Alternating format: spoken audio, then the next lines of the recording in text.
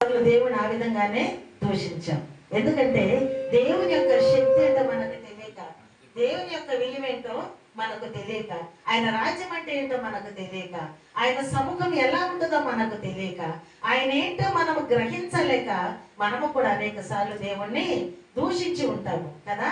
కానీ ఈ మొదటి దొంగకు రక్షణ లేదు. ఎందుకంటే అక్కడ ఆయన్ని దూషిస్తూ ఉన్నాడు, దూషిస్తూ మాట్లాడుతున్నాడు. కానీ ఆయన దేవుని కుమారుడు, మన కోసం ఈయన సిలువ వేయబడ్డాడని గ్రహించలేకపోయాడు.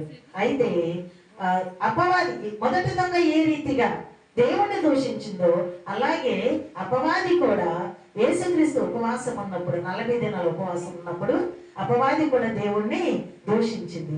మనము యేసు యొక్క శక్తిని గ్రహించలేక మనము కూడా ఆయన దూషించే వారముగా ఒకప్పుడు ఉన్నాము. రక్షింపబడినటువంటి మనము ఈనాడు మొదటి దొంగ ఏ రీతిగా దేవుని యొక్క రాజ్యాన్ని గ్రహించాడు, దేవుని యొక్క సముఖము ఎంత ఉన్నతమైనదో గ్రహించాడు, మనము కూడా ఆత్మనేత్రాలు తెరవబడి గ్రహించినప్పుడు ఆయన ఎంత శక్తిమంతుడు, ఆయనకు రాజ్యం ఉన్నదని, ఆ రాజ్యంలో మనమందరము ఉంటామని మనం గ్రహించే వరముగా ఉంటాము. అయితే రెండవ విధంగా పశ్చాత్తాపముతో ప్రార్థన చేస్తున్నాడు. ఏమని? అయ్యా ఇదైతే మాకు తగినది, ఈ శిక్ష మాకు తగినది. ఎందుకంటే మేము ఘోర పాపులము, భయంకరమైనటువంటి పాపులము, మేము చేసిన పాపానికి తగిన శిక్ష మేము అనుభవిస్తున్నాము. నీవైతే ఏ తప్పు చేయలేదు, ఏ తప్పు చేయనటువంటి నిన్ను ఈ విధముగా సిలువ వేశారు కాబట్టి ఇది మా కొరకే. అయితే మొదటి మాటను జ్ఞాపకం చేసుకున్నాడు. దేవుడు మొదటి మాట పలుకుతూ ఉన్నప్పుడు అతను ఆ మాటను విన్నాడు. ఏమని? తండ్రి వీరేమి చేయించున్నారు, వీరెరుగరు కనుక వీరిని క్షమించు అని.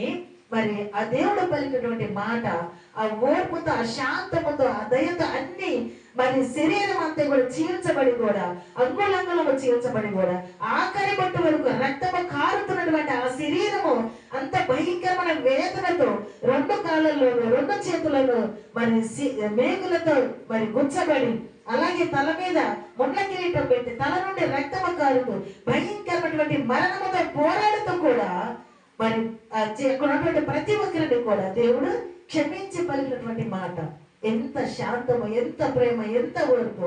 అది విన్నటువంటి రెండవ దొంగ వెంటనే నిజముగా నేను తగిన వాడనే, ఈ తప్పుకు తగిన వాడనే, కానీ ఈయనైతే ఏ తప్పు చెయ్యలేదు అని గ్రహించాడు. గ్రహించి వెంటనే అంటున్నాడు, నీవు నీ రాజ్యముతో వచ్చినప్పుడు నన్ను జ్ఞాపకము చేసుకో అని పశ్చాత్తాపముతో ప్రార్థన చేస్తూ ఉన్నాడు.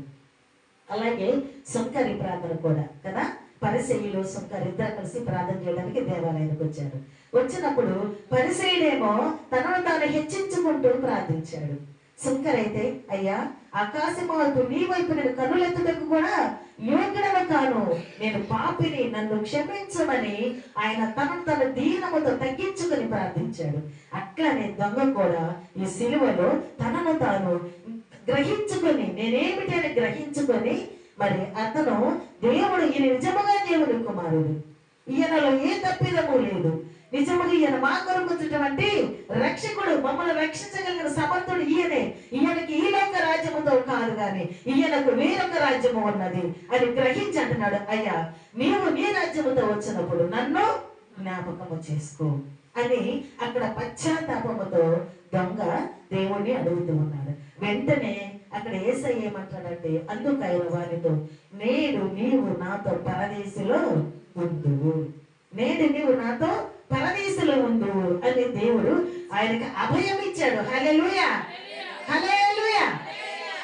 ఎంత ఘోర పాపైన ఆ దొంగను దేవుడు క్షమించి వెంటనే ఎప్పుడైతే నేను పాపిని, నన్ను క్షమించు ప్రభువా, నీవు నిజముగా దేవుడు అని గ్రహించాడు, నీకు వేరొక రాజ్యం ఉన్నది అని గ్రహించాడు.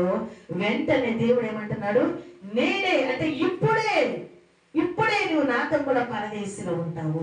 పరదేశి అని దానికి అర్థం ఏంటంటే, పరదేశి అంటే పరిశుద్ధులు చనిపోయిన తర్వాత వారి ఆత్మలు అక్కడ దాచబడతాయంట తీర్పు వరకు కూడా ఆ యొక్క స్థలము అని నేను మరి తెలుసుకున్న దాన్ని బట్టి మీకు చెప్తున్నాను.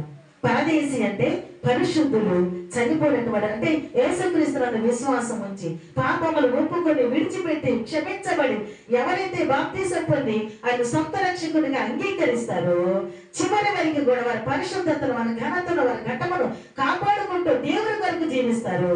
జీవించి చనిపోయినటువంటి వారి ఆత్మలు ఎక్కడుంటాయి? పరదేశిలో ఉంటాయి. అందుకే దేవుడు అంటున్నాడు, నేడే నీవు నాతో కూడా పరదేశిలో ఉంటావు. దేవుడు ఆ యొక్క రెండవ దొంగను క్షమించి, ఎప్పుడైతే దొంగ నేను పాపిని ప్రభువా నన్ను క్షమించమని ప్రార్థించాడో దేవుడు వెంటనే అంటాడు, నేనే నీవు